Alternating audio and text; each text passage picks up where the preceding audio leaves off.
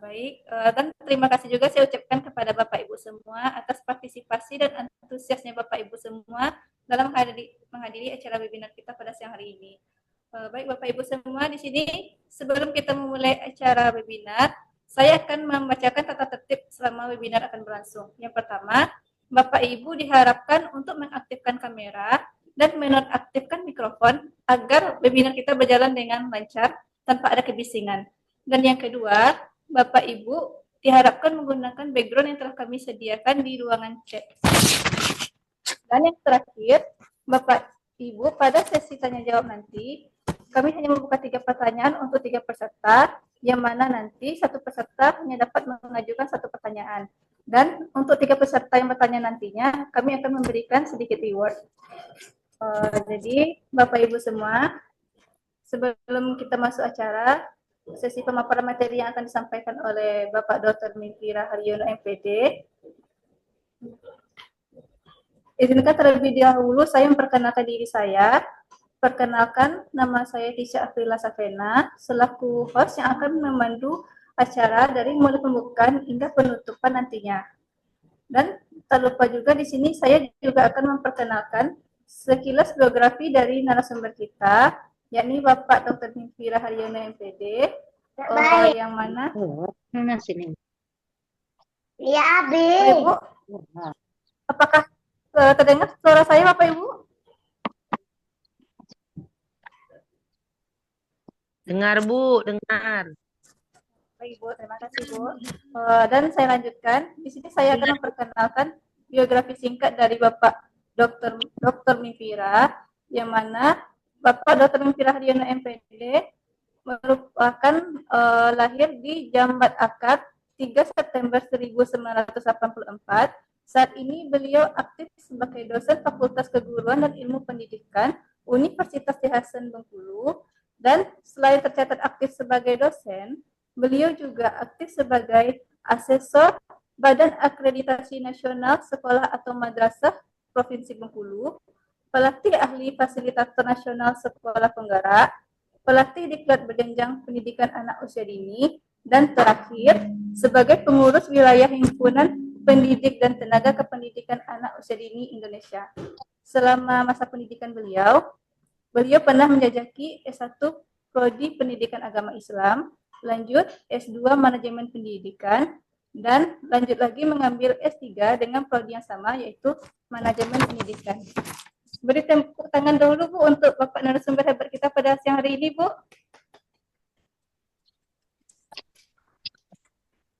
Baik Bapak Ibu semua, masalah kita pada sesi pemaparan materi yang akan disampaikan oleh Bapak Dr. Mifira Haryono MPD. Kepada Bapak, dipersilakan Bapak.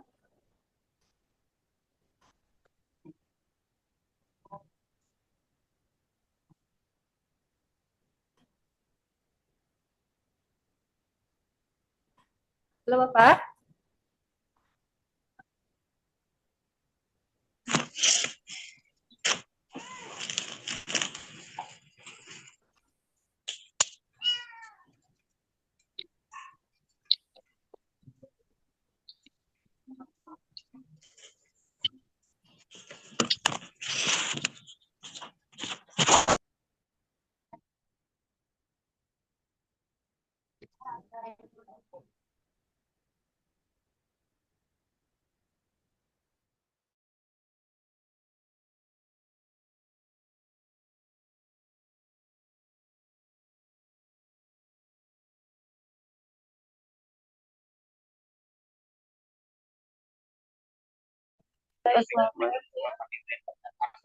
Bisa loh bikinnya pakai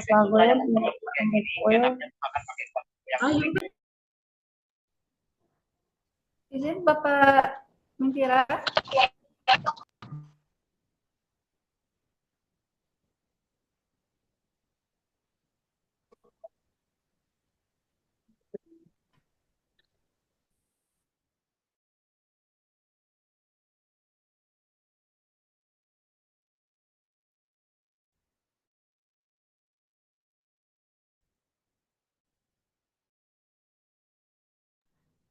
Mohon maaf Bapak Ibu semua, sepertinya Bapak Mimpiran lagi ada kendala jaringan, kayaknya Bapak Ibu. Mohon menunggu sebentar ya Bapak Ibu. Ya.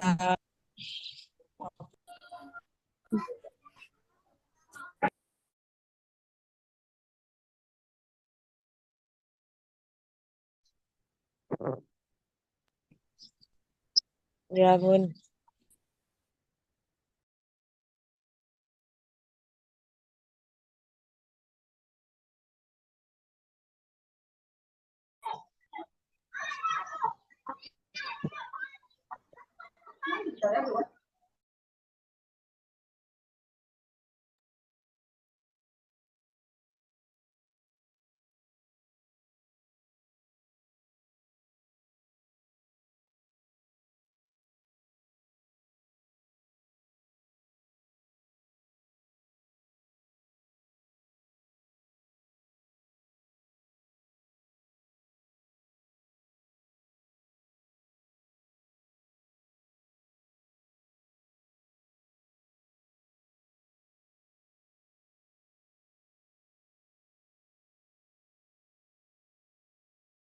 Wis Wiko deh.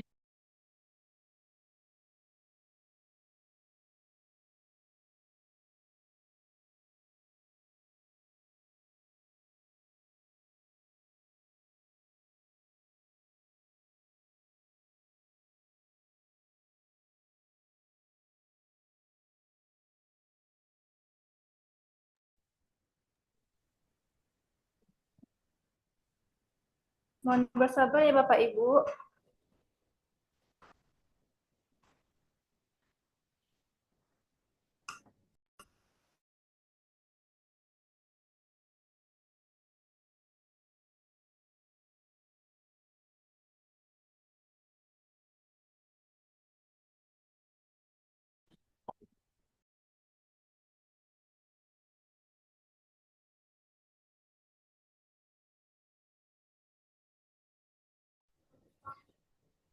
Bapak Ibu semua, sembari kita menunggu Bapak Dr. Mimpiran untuk bergabung di Zoom ini, di sini saya mengingatkan untuk di sesi akhir acara nanti, Bapak Ibu semua mohon mengisi link absensi yang nanti akan kami sediakan di ruang chat, dan di situ Bapak Ibu bisa mengisi nama serta uh, nama dan serta email yang sesuai dengan link yang sudah kami sediakan. Dan nanti kepada Bapak Ibu yang bertanya, untuk 3 penanya terbaik nanti, mohon dicantumkan nama serta nomor HP-nya, karena kami akan mengirimkan reward nanti kepada Bapak Ibu yang bertanya nantinya. Terima kasih Bapak Ibu. Ya, sama-sama.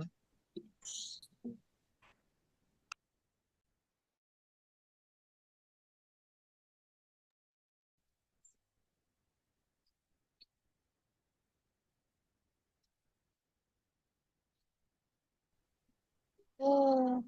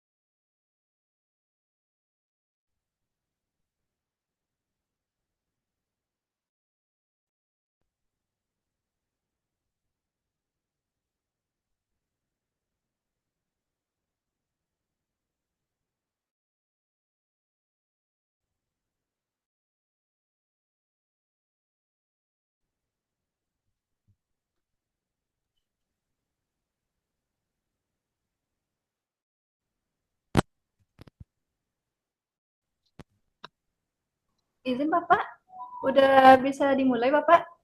Ya udah. Kedengaran nggak suaranya? Kedengaran ya? Masih kurang jelas Pak, kedengaran, cuman masih pelan suaranya Bapak. Pelan ya. Adalah suatu hobi yang sangat mengasihkan.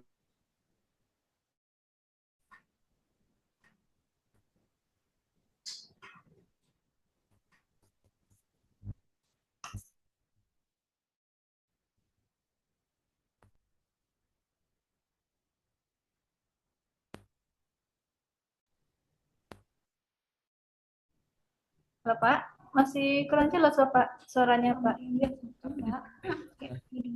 Gimana? Udah kedengaran? Udah mulai kedengaran Pak. Kuat nggak ya? Kecil suaranya? Udah kedengaran Pak, tapi masih pelan suaranya Pak. Iya Pak. Ini agak jaringan ya.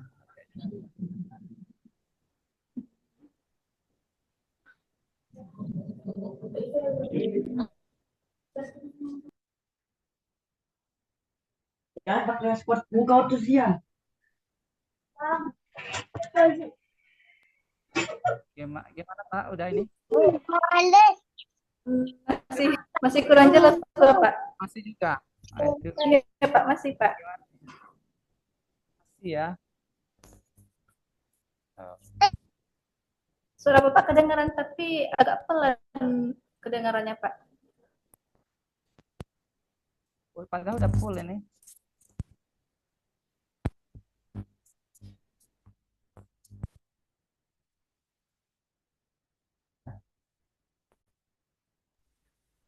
Izin Bapak, mungkin bisa mikrofon headset Bapak menggunakan headset Bapak.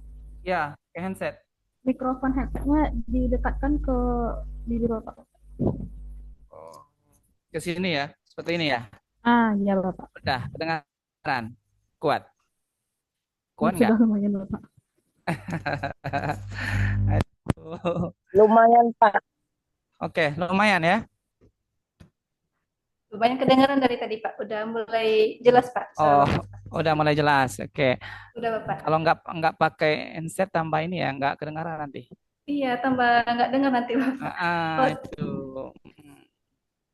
Baik Pak, boleh langsung aja Pak di Boleh. pemaparan materinya Pak. Iya Pak. Ya, saya coba ini.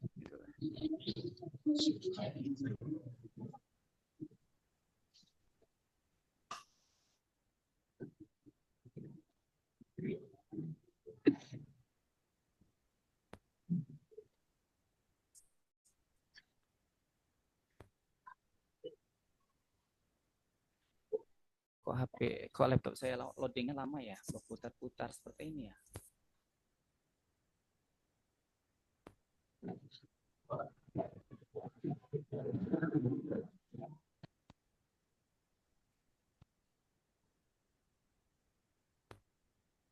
Udah muncul belum, Mbak?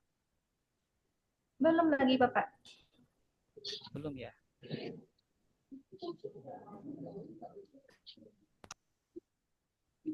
Udah muncul ya? Belum. Masih belum Pak. Belum.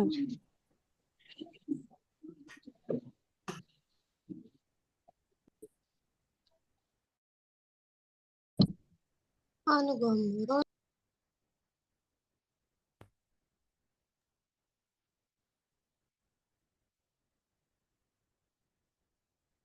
Udah kelihatan itu? Belum? Belum ada, Pak. Belum muncul, Pak. Oh iya, ya aku sampai ibu yang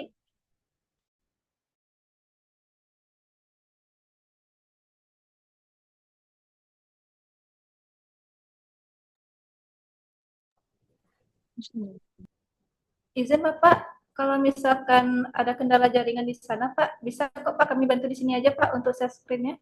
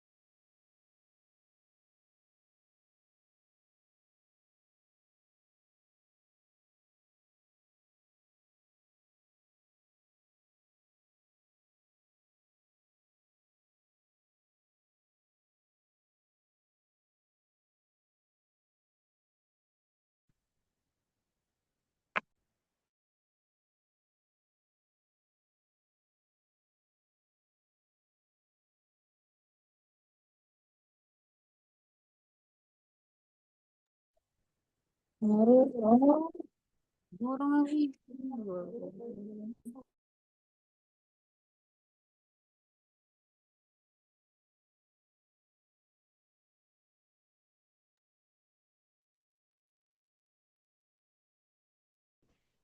izin Bapak Ibu semua, untuk mikrofonnya mohon dinonaktifkan ya Ibu, karena sebentar lagi Bapak Mifira akan memaparkan materinya Bapak Ibu. Terima kasih.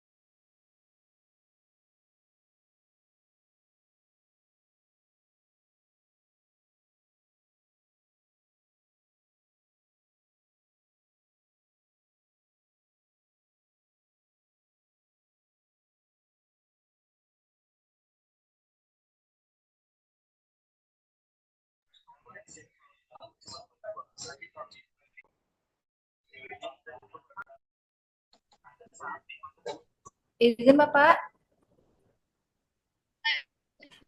Ya, ya.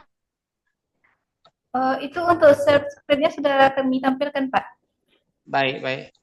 Saya belum masuk di Zoom ya lewat ini ya. Baru di HP ya. Kayaknya gangguan ya, sinyal. Iya, sepertinya karena jaringan itu Bapak. Iya. Untuk share screen-nya udah muncul Pak? Udah muncul itu. Udah muncul. Oh iya Pak. Baik. Aduh, jaringan ini. Untuk materinya, boleh Pak, silakan dilanjutkan Pak. Baik. Berarti Pak. saya lewat HP aja ya, kayaknya. Baik, Pak. Mm-mm. Gimana itu udah kedengaran? Udah, Pak. Sudah kedengaran, Pak. Sudah, Baik ya. Pak. Sudah. Sudah, Pak. Sudah Baik, jelas. baik. Baik, Assalamualaikum warahmatullahi wabarakatuh. Waalaikumsalam warahmatullahi wabarakatuh. Assalamualaikum warahmatullahi Baik, wabarakatuh. selamat siang ya menjelang sore pada kegiatan hari ini. Terima kasih kami ucapkan kepada peserta semua yang telah sempat hadir di Zoom ini dalam keadaan sehat walafiat ya. Walaupun kita bertemu tidak tatap muka, tetapi tanpa mengurangi rasa semangat kita ya, kita berjumpa yaitu lewat dunia maya. Tuh. Terima kasih juga kami ucapkan kepada penyelenggara kegiatan pada hari ini yaitu Garis Ilmu ya. Pada kesempatan yang berbahagia ini telah sempat mengundang kami sebagai narasumber di kegiatan ini. Baik, teman-teman sekalian ya, tadi sudah diperkenalkan biodata saya oleh penyelenggara ya. Saya juga berasal dari kalangan dosen, kemudian mengajar di salah satu program studi pendidikan guru pendidikan anak usia dini.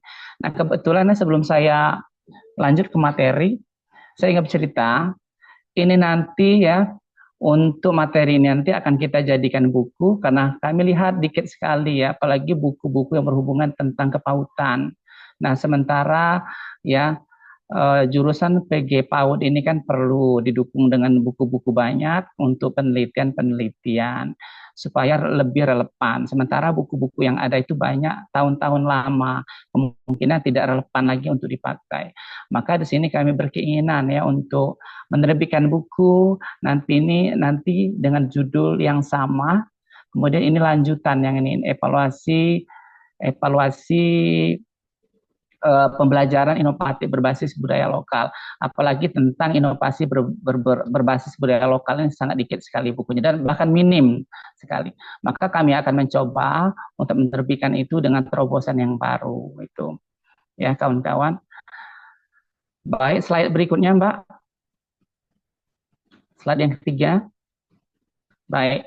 Nah, adapun latar belakang dari tujuan kegiatan yang kita laksanakan saat ini adalah anak usia dini berada dalam masa perkembangan yang pesat. Pembelajaran berbasis budaya lokal itu memperkuat jati diri anak ya. Inovasi pembelajaran mendorong kreativitas guru dan kebermaknaan belajar. Kemudian permasalahan umum yang sering terjadi di lapangan itu minimnya integrasi budaya lokal dalam kegiatan PAUD. Ini minim sekali. Kemudian guru belum banyak menggunakan pendekatan kontekstual dalam evaluasi cenderung bersifat formatif dan kurang relevan dengan kehidupan anak. Jadi kami berharap ya dengan adanya terobosan baru nanti buku ini nanti bisa digunakan untuk khususnya para guru nanti sebagai referensi untuk mengajar di lapangan gitu ya. Adapun nanti isi-isinya akan saya uraikan nanti secara detail nanti. Kemudian untuk peluang budaya lokal ini sebagai sumber belajar yang kaya dan mudah dijangkau. Apalagi alat peraga EPE yang digunakan itu ya gampang sekali dijangkau di lingkungan PAUD itu sendiri. Tidak susah untuk mencari atau membeli, tidak menggunakan tidak menggunakan uang untuk membeli alat peraga tersebut. Nah, kemudian pemerintah mendukung penguatan karakter melalui itu budaya bangsa. Nah, tujuan kegiatan ini adalah memahami untuk pembelajaran dan evaluasi berbasis budaya lokal. Nah, berbagi praktik baik dari daerah masing-masing. Berikutnya, Mbak.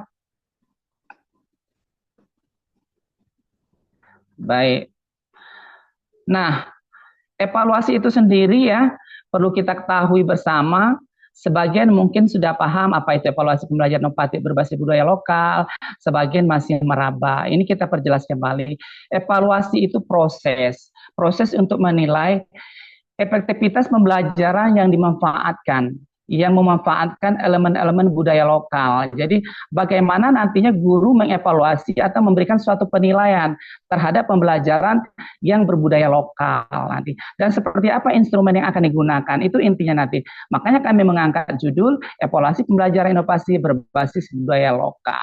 Nah, guru-guru sekarang ini sudah mahir ya mengajar, bagus sekali. Namun masih banyak di sekolah, di satuan pendidikan itu masih belum menggunakan berbasis budaya lokal. Sementara ini penting pada anak usia dini untuk melatih karakter mereka, kemudian supaya mereka belajar mandiri, kemudian mencintai budaya mereka itu sendiri dengan mencintai keunikan keragaman budaya lokal. Nah, inilah yang dinamakan evaluasi ini untuk alat pengukur kita nanti di dalam pembelajaran menerapkan, yaitu pembelajaran inovatif berbasis budaya lokal. Nah, berikutnya Mbak. Berikutnya. Oke. Nah, baik kawan-kawan, masih bisa didengar suara saya? Masih bisa didengar? Masih ya? Masih, Pak. Nah, mungkin ada sebagian lagi, mungkin banyak di kalangan ini ya, mahasiswa di sini ada yang bagian umum juga, ada bagian umum mungkin. Nah, pembelajaran inovatif itu sendiri adalah pembelajaran yang menekankan kreativitas, partisipatif aktif, kolaborasi, dan pemanfaatan lingkungan. Nah, pembelajaran inovatif ini bersifatnya seru, kreatif, dan partisipatif aktif ya, dan berkolaborasi. Kenapa dikatakan berkolaborasi? Apalagi di kurikulum Merdeka ini ya, pembelajaran inovatif itu mendukung sekali dan bagus sekali untuk diterapkan para guru. Karena kenapa? Intinya pembelajaran kurikulum Merdeka itu berkolaborasi dengan siapa saja. Bisa dengan orang tua atau sesama guru ya, atau sama masyarakat yang lain, itu dikatakan kolaborasi. Atau adat setempat, ya, ketua adat setempat. Karena kita ingin mengambil dan menggali bagaimana keunikan lokal itu sendiri. Maka tidak ada kata lain adalah pembelajaran inovatif ini harus berkolaborasi. Jadi identik dengan kolaborasi ya. Nah, kemudian pembelajaran inovatif berbasis budaya lokal itu sendiri, yaitu pendekatan pembelajaran yang memadukan unsur budaya daerah. Nah, ini pembelajaran inovatif berbasis budaya lokal itu ya, yang memadukan dengan unsur budaya daerah seperti ada tari daerah, kemudian lagu daerah, permainan daerah. Semua pembelajaran itu terintegrasi dengan budaya lokal. Nah, nanti tergantung dengan gurunya. Menggalinya seperti apa, kreatif gurunya seperti apa nanti. Bagaimana mengaitkan pembelajaran di PAUD itu dengan keunikan budaya lokal. Nah, di kurikulum Merdeka itu dituntut guru itu. Supaya kenapa? Supaya anak itu lebih paham keunikan budayanya sendiri. Itu. Maka gurunya harus kreatif, menciptakan ide-ide baru. Dulu kan belum kita menggunakan keunikan budaya lokal, seperti misalnya pada waktu pembelajaran memperkenalkan lagu daerah terhadap anak, kemudian tarian daerah, pakaian daerah. Nah, apalagi yang di kawasan Provinsi Bengkulu ya, nggak apa-apa, nanti diajarkan terhadap anak itu mengenalkan, yaitu pakaian-pakaian daerah Bengkulu, Provinsi Bengkulu, atau di provinsi yang lain, itu boleh nanti. Nah, berikutnya ini ada pun tujuannya, yaitu pembelajaran inovatif ini meningkatkan motivasi dan keterlibatan belajar anak. Jadi nggak boleh guru itu hanya senang asik sendiri mengajar, tetapi keterlibatan anak sih dominan. Anak harus lebih aktif ya, gurunya mendorong gitu, memberikan arahan.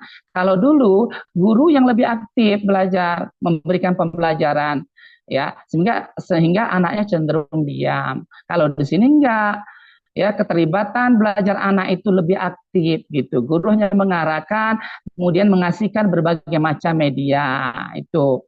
Kemudian yang kedua adalah menciptakan suasana belajar yang aktif, menyenangkan, dan bermakna. Pembelajaran tidak boleh monoton, Guru harus betul-betul kreatif dan melihat perkembangan anak, gitu. Lihat perkembangan apa sih yang anak inginkan di dalam permainan ini, gitu. Makanya boleh kita menggunakan APE dari dari perusahaan itu boleh, tetapi kita lebih banyaklah bermain dengan APE-APE yang bernuansa keunikan lokal untuk memahamkan anak supaya mereka mencintai budaya mereka itu sendiri. Misalnya boleh memperkenalkan anak itu dengan permainan misalnya trompa batok kelapa misalnya kan, trompa batok kelapa. Nah, dengan demikian kita ajarkan bagaimana cara bermainnya, kemudian apa fungsinya batok kelapa ini. Nanti 6 aspek perkembangan anak itu nanti bisa apa?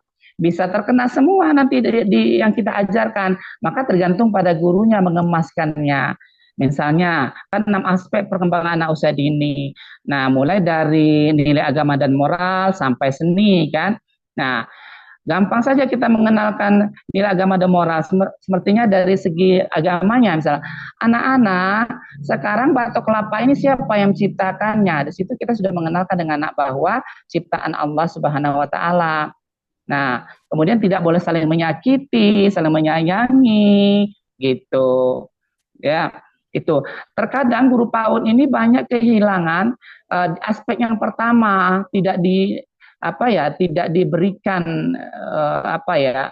tidak diberikan sejenis penalaran lah terhadap anak itu di dalam aspek nilai agama dan moralnya. Sering ketinggalan kalau belajar, padahal itu penting sekali. Gitu. Jadi apapun bentuknya materi yang kita berikan, tema atau topik yang kita berikan, ya jangan lupa aspek yang pertama itu, kenalkan yang pertama sekali nilai agama dan moral terhadap anak. Lalu nanti ada aspek motoriknya, kognitifnya, bahasa, sosial, seni. Nanti sampai yang terakhir. Nah, kemudian yang ketiga, saudara-saudara, halo, bisa didengar suara saya? Bisa ya? Bisa, Pak. Bisa, Pak. Jelas ya, jelas ya. Alhamdulillah ya. Alhamdulillah masih jelas. Oh, gitu ya. Baik. Saya sangat terima kasih sekali ya, banyak sekali pada hari ini yang sudah bergabung ya. Ada 155 orang. Wah, luar biasa ini. Saya nanya kepada penyelenggara, penyelenggara gimana biasanya? Banyak enggak yang masuk? Banyak enggak biasanya seperti ini? Ya, banyak. Biasa-biasanya gitu. Jadi materi ini saya anggap unik karena jarang-jarang kita kita demonstrasikan istilahnya kan. Tapi karena ini tuntutan juga, harus tahu juga, maka kita berikan ini. Nah, kemudian yang ketiga, mendorong anak menjadi pembelajar mandiri dan kreatif. Nah, saudara-saudara, kalau kita ya banyak bermain dengan budaya lokal ya, menggunakan pembelajaran inovatif, ini kita sekaligus kita melatih kemandirian anak dan melatih kreatif anak. Banyak hal-hal unik yang kita lakukan di permainan budaya lokal itu kalau kita terjemahkan kan, dari 6 aspek itu dapat semua kalau kita kajikan di situ. Nah, tinggal nanti bagaimana gurunya menggalihnya atau menyampaikannya terhadap peserta didik tersebut. Nah, kemudian yang keempat, menyesuaikan pembelajaran dengan perkembangan teknologi dan sosial budaya. Jadi itu tujuan pembelajaran inovatif ini saudara-saudara, menyesuaikan pembelajaran dengan perkembangan teknologi dan sosial budaya. Jadi dari sosial budaya itu bisa kita kenalkan misalnya lewat teknologi, lewat laptop, lewat HP, budaya daerah tersebut, misalnya pakaian adat, Pak, misalnya pakaian adat. Jadi kita perkenalkan terhadap anak-anak itu lewat HP atau lewat laptop. Di situ secara tidak sadar kita sudah mengenalkan teknologi terhadap anak. Nah, dengan tidak melupakan sosial budayanya, yaitu menggunakan pendekatan budaya lokal gitu. Nah, jadi dapat 2 pembelajaran dia. Selain teknologi, maka kita juga memperkenalkan keunikan budaya lokal, kekayaan budaya lokal kita di suatu daerah. Silakan sesuaikan di daerahnya masing-masing gitu. Nah, kemudian yang terakhir tujuannya adalah mengakomodasi keragaman kebutuhan belajar anak melalui pendekatan berdiferensiasi. Nah, pembelajaran saat ini harus tertuju dengan anak, harus berpihak dengan anak.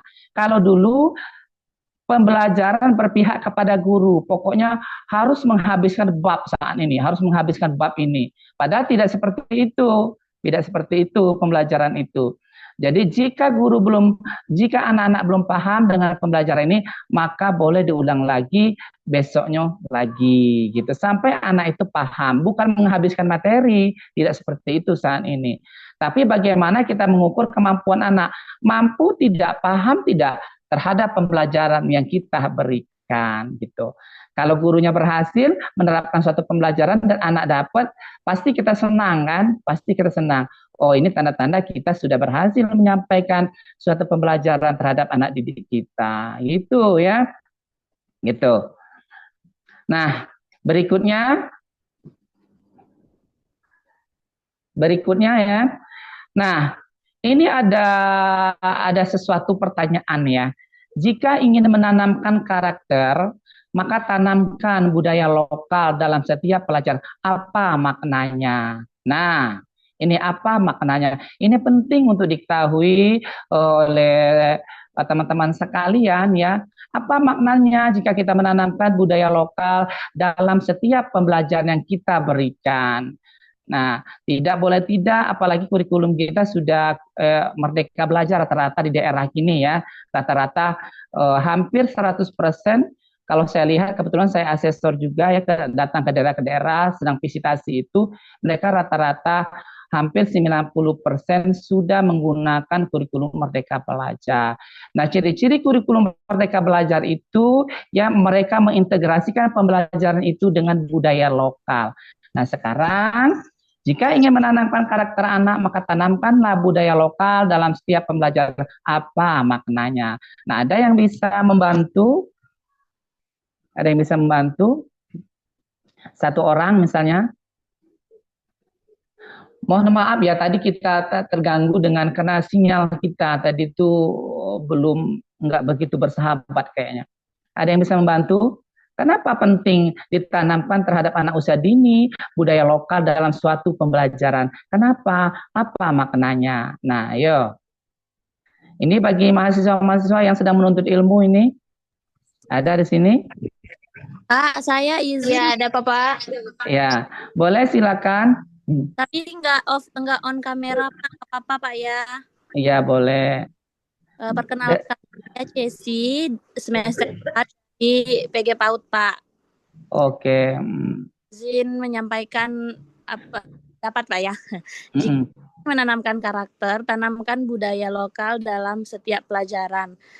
Dalam pandangan saya, maknanya ialah karakter itu kan nantinya akan menjadi pribadi seorang anak. Nah, ketika kita menanamkan budaya lokal di setiap pelajaran, di setiap hal-hal yang sebagai guru kita mengajarkan adanya budaya-budaya lokal, itu akan menanamkan karakter anak tersebut.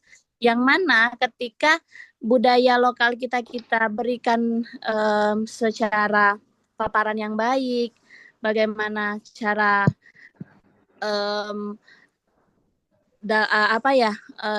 cara kita dalam berbudaya, mengenal budaya-budaya lokal kita, mengenal sejarah-sejarah dari budaya di sekitar kita, itu secara tidak langsung akan menanamkan karakter anak tersebut. Oke. Jadi ketika anak tersebut sudah memahami, oh ternyata budaya di lingkungan budaya lokal kami ini menjaga sopan santun, budaya lokal kami ini bertutur kata yang baik, secara tidak langsung karakter anak itu akan tertanam dengan sendirinya, Pak. Itu pandangan saya, Pak. Terima kasih. Oke, baik, bagus sekali, kita kasih A+ terlebih dahulu ya. Ada yang bisa tepuk salut? Enggak, Pak. Ada yang bisa? Ya, baik, tepuk salut. Bisa, Pak. Ya, 1, 2, 3, tepuk salut. Salut.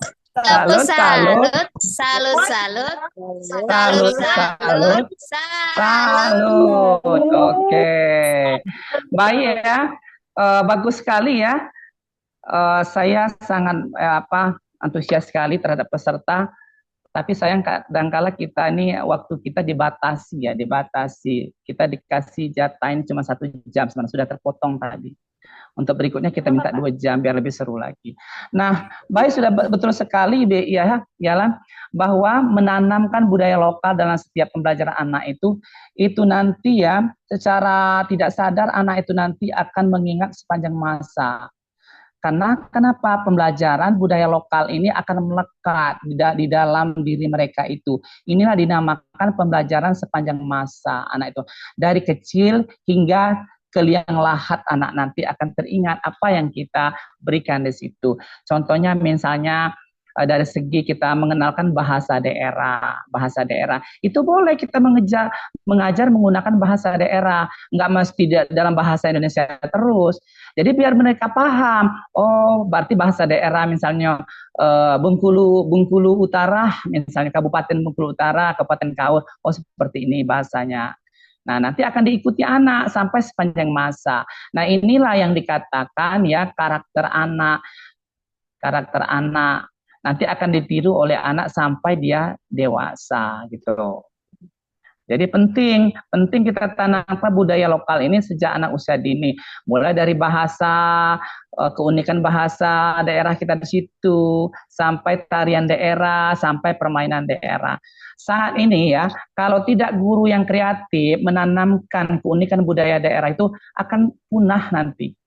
Jadi sebenarnya sudah betul lah pemerintah itu menerapkan kurikulum merdeka ini ya. Karena di situ dapat semua ada unsur budaya lokalnya. Nah, supaya kita mengingat kembali bahwa pembelajaran budaya lokal itu jangan sampai hilang dengan sendirinya. Nah, kalau tidak kita tanamkan, kita ajar sejak anak usia dini, saat ini hilang betul nanti. Jadi hanya guru lah yang mengemas itu nanti, yang mengajarkannya. Nah, gitu. Ya, bukan hanya kebutuhan untuk akreditasi saja. Kalau untuk kebutuhan akreditasi timbul semua pembelajaran itu.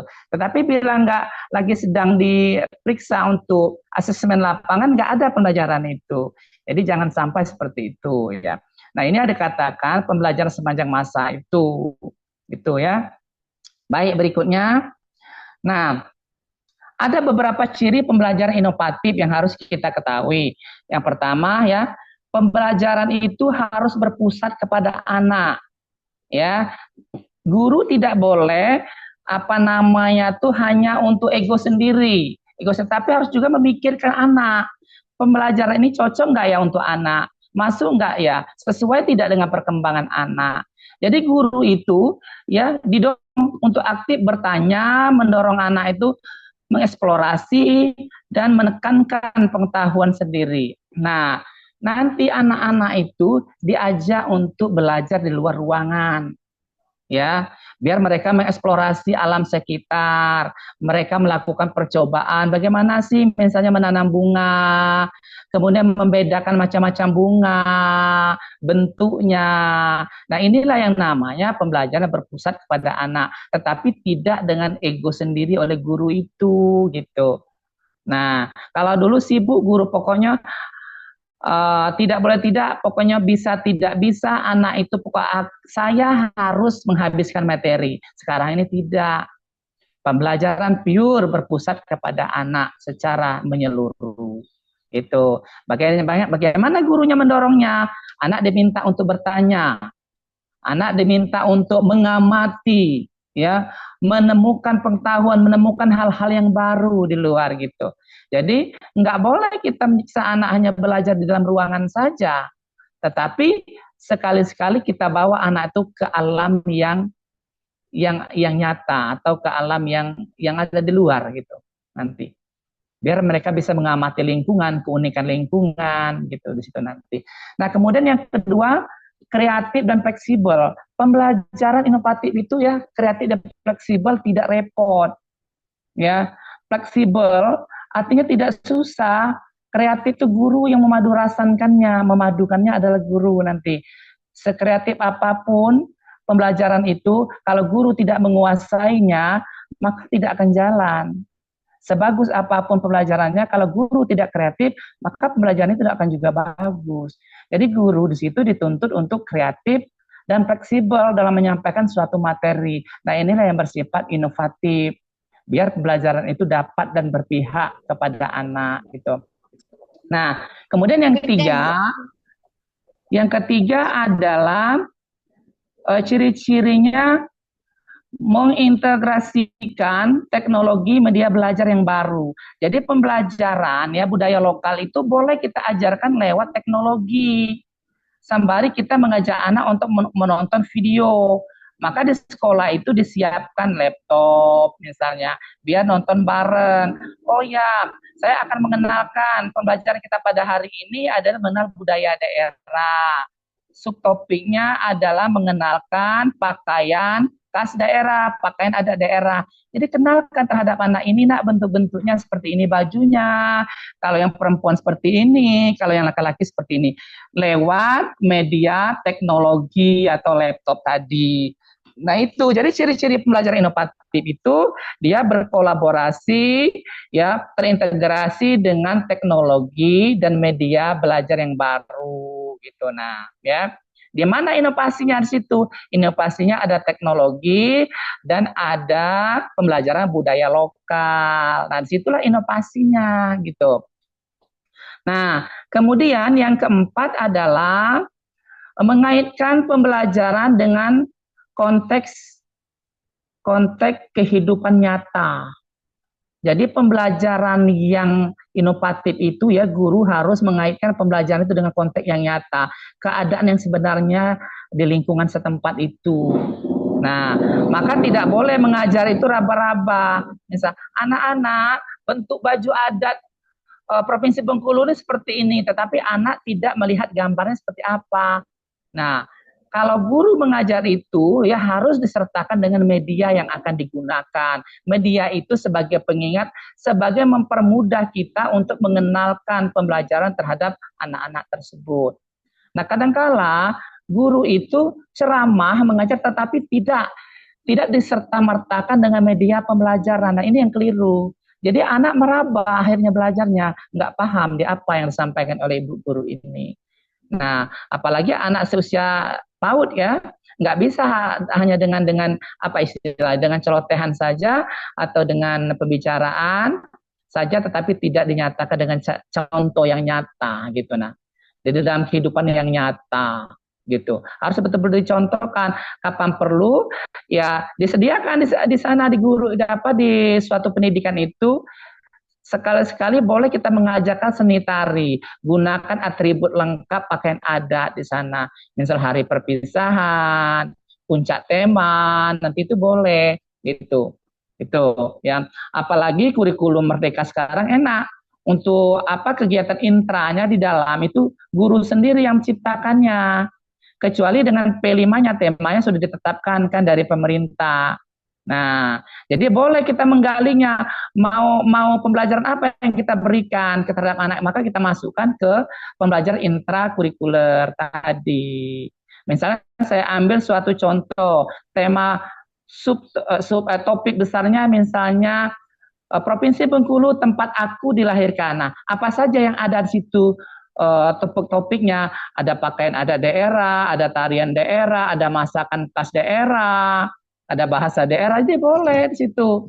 Kita tidak boleh kehilangan ide. Tidak boleh kehilangan ide kreatif. Jadi yang membuat ide kreatif itu guru itu sendiri, termasuk yang menciptakan tema-temanya. Nah, nanti di P5-nya tinggal penguatan saja. Karena sudah kita ajarkan di kegiatan seharinya di intra, kegiatan sehari-harinya. Nah, nanti untuk di kegiatan P5-nya tinggal nanti mengulang sifatnya, mengulang nanti gitu. Ya. Nah, kemudian yang terakhir adalah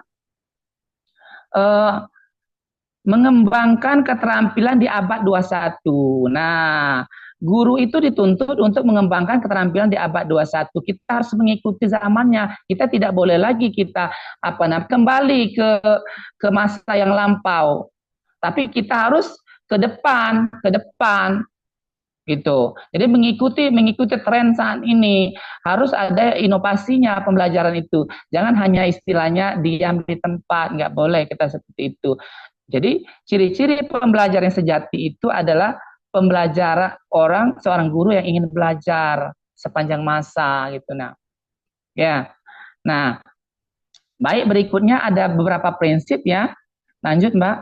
Ada beberapa prinsip pembelajaran inovatif. Nah, pembelajaran inovatif itu pembelajaran kontekstual.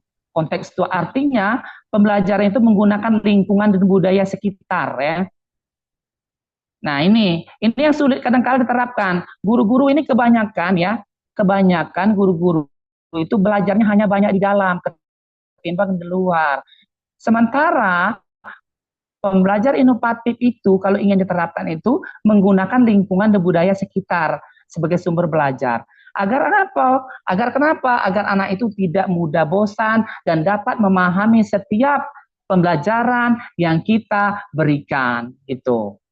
Nah, jadi gitu. Ya, ibu-ibu, kawan-kawan sekalian, ajak anak-anak bermain di luar ruangan. Jangan hanya di dalam ruangan saja. Anak cenderung bosan kalau di situ terus.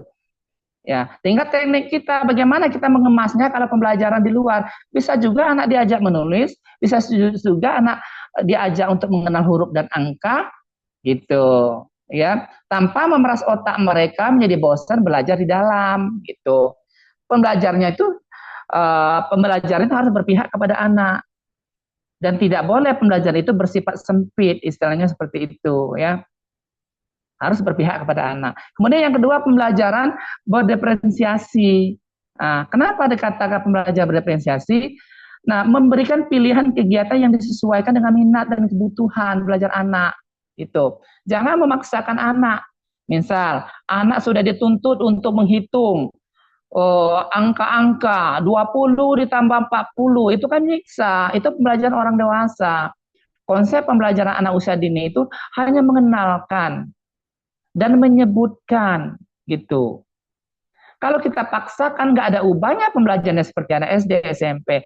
Nah, kekeliruan kita di daerah, kebanyakan para orang tua kita menginginkan anak-anaknya itu sudah bisa membaca, sudah bisa menghitung, 10 sampai 100, sudah bisa nambah dan ngali. Nah, ini keliru, membuat anaknya nanti menjadi stres. Anak juga merasa bosan dengan pembelajaran itu. Besok dia datang, besoknya lagi dia nggak akan datang lagi karena bosan, nggak mau lagi, dia terperas gitu.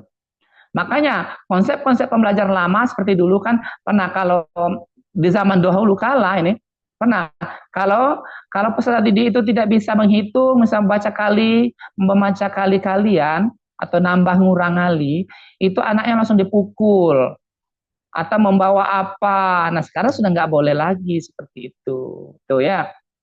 Nah, jadi pembelajaran berdiferensiasi itu disesuaikan dengan minat dan kebutuhan anak, sesuai dengan perkembangan anak. Tinggal gurunya seperti apa mengemasnya. Pembelajaran nggak bolehnya terlalu tinggi-tinggi, maka disesuaikan dengan perkembangan anak. Berikutnya ada pembelajaran bermakna dan bermain. Oke. Baik kawan-kawan, pembelajaran yang kita sampaikan kepada anak itu adalah pembelajaran belajar sambil bermain. Bukan hanya belajar, tapi bermain. Di dalam pembelajaran itu dia sambil bermain menggunakan media-media yang menarik gitu. Medianya tidak boleh bersifat kaku. Apapun bentuknya media, harus berkolaborasi dengan warna-warni. Harus disesuaikan dengan perkembangan anak. Satu media itu, tetapi beberapa aspek yang anak dapat di dalam pembelajaran itu, gitu. Misalnya, saudara-saudara ingin mengajarkan kepada anak itu misalnya huruf ya, mengenalkan huruf, angka dan huruf. Tetapi selain itu, saudara bisa mengajarkan juga kepada anak itu mengenalkan warna-warni. Mungkin dari segi huruf itu tadi, saudara boleh membungkusnya dengan warna-warni. Selain kita mengenalkan huruf dan angka di situ. Nah, di situ aspeknya sudah dapat semua. Aspek seninya dapat, kognitifnya dapat, anak berpikir, bahasanya dapat, sosial emosionalnya dapat, anak diajak berkolaborasi, berkumpul bersama untuk belajar, saling tanya.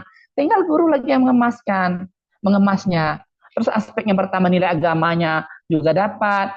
Guru yang memancing anak-anak. Sekarang saya ingin tanya, angka dan huruf ini yang menciptakannya siapa? Nah, itu Katanya Allah Subhanahu wa taala. Lalu yang membuat medianya tadi siapa? Ibu guru katanya. Nah, itu saja sudah dapat dia. Tuh ya, aspek yang pertama itu jangan tertinggal kalau kita mengajarkan untuk anak PAUD. Nah, kemudian yang berikutnya adalah, nah, lanjut Mbak. Berikutnya adalah budaya lokal yang diintegrasikan. Nah, ini pembelajaran-pembelajaran yang dapat diintegrasikan di pembelajaran setiap hari atau dalam kurikulum merdeka itu intrakurikuler. Nah, biar tema-tema 1, 2, 3, 4 ini dapat, maka ibu guru dan bapak guru ambil tema besarnya atau topik besarnya. Apa topik besarnya? Supaya tema sub-tema ini masuk semua ya pembelajaran yang terintegrasi ini. Temanya ambil adalah atau topiknya diambil adalah misal Provinsi Bengkulu jika berada di Provinsi Bengkulu, tapi sesuai dengan keunikan daerah masing-masing ya. Provinsi Bengkulu, tempat saya dilahirkan. Apa saja subtopiknya? Bahasa daerah dikenalkan terhadap anak, cerita rakyat, lagu daerah, tarian, permainan daerah, pakaian daerah, dan makanan khas daerah. Nah, ini nanti akan menjadi suatu pembelajaran terintegrasi dengan kurikulum yang kita buat di sekolah gitu. Nah, yang selama ini bingung kan menentukan topik supaya masuk ke pembelajaran bagaimana masukkan unsur budayanya. Ya ini, ambil temanya dulu, topik besarnya diambil, kemudian masukkan sub-sub topiknya ini. Jadi bisa semua nanti gitu. Nanti ya ini apa namanya tuh hasil webinar ini nanti akan saya buat buku nanti ya. Nanti kita publish di salah satu pihak penyelenggara di sini nanti. Ya, insya Allah ada 2 buah buku akan kita terbitkan tentang budaya lokal, nanti bisa untuk sebagai referensi oleh kawan-kawan guru untuk mengajar nanti. Itu ya kawan-kawan, di cerita rakyat misalnya ada cerita Malin Kundang atau apalagi ceritakan.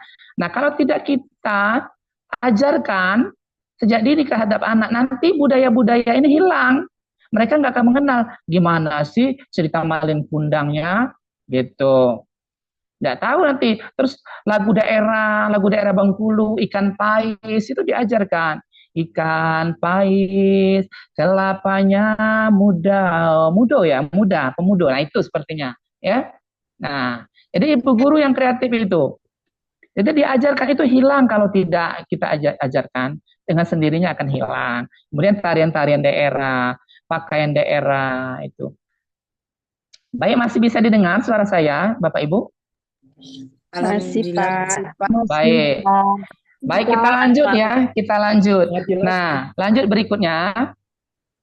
Masih ingat nggak ibu-ibu sekalian dengan permainan daerah pada zaman dahulu? Nah, kita akan merefleksi ke belakang kembali ya tentang budaya-budaya dahulu. Ini ya hampir punah ini kalau tidak kita bangkitkan kembali.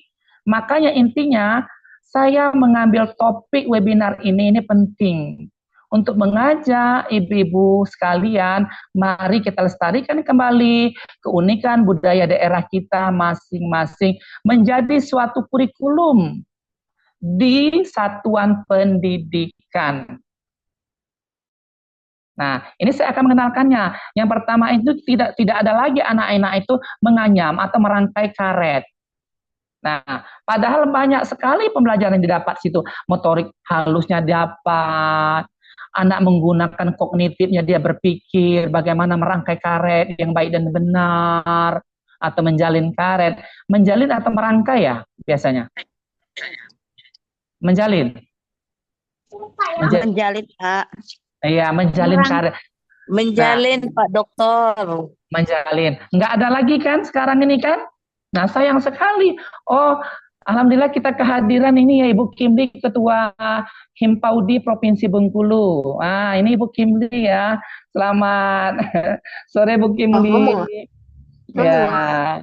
Nah, ini Bu Kimli. Ini ya, Ketua Himpaudi Provinsi Bengkulu ya. Ini Ibu Kimli. Kebetulan saya sekretarisnya secara langsung. Baik. Nah, ada juga Pak Rifki, saya lihat itu ada Pak Rifki ya. Alhamdulillah banyak kawan-kawan hadir pada hari ini. Nah, Pak Riki kan ada pesantren. Jadi mari Ya, kita lestarikan, masukkan siap, budaya siap. lokal ini yang menjadi suatu kurikulum, di lembaga kita. Ya, jangan Ya, kita ya. ketinggalan, jangan tinggalkan. Sayang sekali. Ini kalau kita tidak cepat sadar akan hilang dengan sendirinya budaya ini nanti. Ya, betul. Itu seperti berjanji itu, Pak Dokter. Iya. Itu harus kita lestarikan itu ya. Ya betul, seperti sediakan di sekolah itu karet yang banyak, kan nggak mahal harganya, satu kilo itu paling 15.000 berapa gitu ya. Tetapi maknanya dalam sekali terhadap anak ini. Kita melatih motorik kasar, motorik halusnya, kemudian berbicara dengan kognitifnya, sosial emosionalnya dapat, anak itu bisa berkelompok, menanya dia di situ, di gambar itu kan bagaimana menjalin karet yang baik dan benar. Itu sudah nggak ada lagi. Lalu apa yang kedua? Lalu dilaksanakan menjadi lompat tali. Nah, saya rasa di lembaga saat ini sudah tidak ada lagi hal-hal seperti ini gitu. Tadi mati. Nah, ya. Jadi ini apa yang terdapat di pembelajaran lompat tali itu, permainan daerah lompat tali itu, permainan daerah, di situ kita melatih kognitif anak, berpikir bagaimana ya meloncat, bagaimana memasuki tali yang apa ya, yang diuntas ya, gitu. Jadi anak bisa gitu. Nah, jadi di situ bermain semua. Jadi 6 aspek itu dapat semua secara tidak sadar. Ya, secara tidak sadar. Ya, gitu ya. Jadi anak itu kan bermain lompat tali menggunakan karet. Kenapa harus karet? Kalau tali rotan nanti sakit anak, kalau itu kan nggak terasa sakit. Jadi bagaimana cara merangkai karetnya? Rangkai karetnya itu didobelkan 3 atau 4 karet didobel supaya bisa nanti dibuat tali sebagai alat untuk lompat talinya gitu. Nah, ingat kan? Lalu apa lagi? Lalu itu nanti bisa diajak anak untuk bermain iye-iye. Masih ingat enggak bermain iye-iye? Apa nama iye-iye? Masih ingat enggak apa nama istilahnya iye-iye? Ye, Pak, bukan iye. Ya, ye, permainan ye. Nah, permainan iye-iye zaman dulu 1, 2, secara tidak sadar tanpa menyiksa anak berhitung di papan tulis, anak itu sudah dapat menghitung 1 sampai sekian. Gitu. Walaupun kurikulum PAUD mengajarkan anak harus diajarkan 1 sampai 10, tapi boleh lebih dengan tidak sadarnya anak. Nah, disitulah letaknya keunikan lingkungan itu. Makanya saya mewajibkan, mengharuskan guru-guru di sini ya harus anak itu diajak belajar di luar, tidak hanya di dalam kelas gitu, ya. Nah, kemudian itu kan ada yang ketiga, ada gambar yang ketiga itu trompa batok kelapa. Kenapa tidak kita gali kembali trompa batok kelapa? Berbagai macam dan keunikan lokal di situ loh. Anak bisa mencintai budaya lokal kita melalui trompa batok kelapa. Anak bisa memainkannya, jadikan itu suatu perlombaan untuk 17 Agustus. Jadi banyak sekali itu kegunaannya. Gitu. Tinggal kita lagi. Kemudian yang gambar keempat itu pernah ingat belajar permainan orang kaya orang miskin? Masih ingat enggak? Ada yang masih ingat enggak? Ingat.